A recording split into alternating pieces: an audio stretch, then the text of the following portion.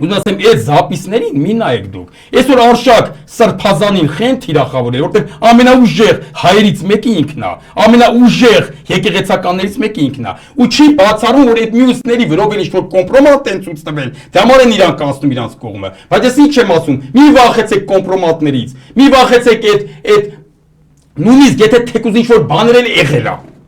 Ցույց է տալի ջայնամ ցույց տան, ավելի ամոթ է ձեր համար, հոգևորականներ, սրբազաններ, ավելի ամոթ է ձեր համար Նիկոլի կողմը անցնելը, քան Արշակ Սրբազանի վիդեոյի նման վիդեոներ տարածվելը ձեր վերով։ Նա ավելի ամոթ բան է քան են, հասկացաք։ Արշակ Սրբազանի վիդեոյի այդ վիդեոն որ տարածել են, նույնիսկ եթե ճիշտ էլ է, ես Արշակ Սրբազանի կյանքին մեռնեմ, որովհետև այդ վիդեո տարածեց մի բան է, որ ինքը չգնաց իրանց ընթառաջ, չգնաց չկզեց իրանց տակը, որ գնալ կզել չէին տարածի։ Իսկ դուք կզեցիք, ցես հիմա ձեր վերով վիդեոներ չկա, վստահ եմ կա, որտեղ իդեալական մաքուր մարդ չկա, դու Քրիստոսը չեք ոչ մեկ դել, բայց ես ինչ եմ ասում, էդ էլ իմ համար կեղտ չի, իմ համար կեղտը կոնկրետ իմ համար կեղտն է, որ դուք միանում եք կապիտուլյանտին, դա է մնալու պատմության մեջ ավելի վատ, Սրբազանի, Արշակ Սրբազանի այս վիդեոն կմաքրվի կետը կմոռացվի, իսկ այդ ձեր Նիկոլի կողքը կանգները հավերժ դաջվեց ձեր ճակատին, ամոթ ձեզ, սենց կասեմ։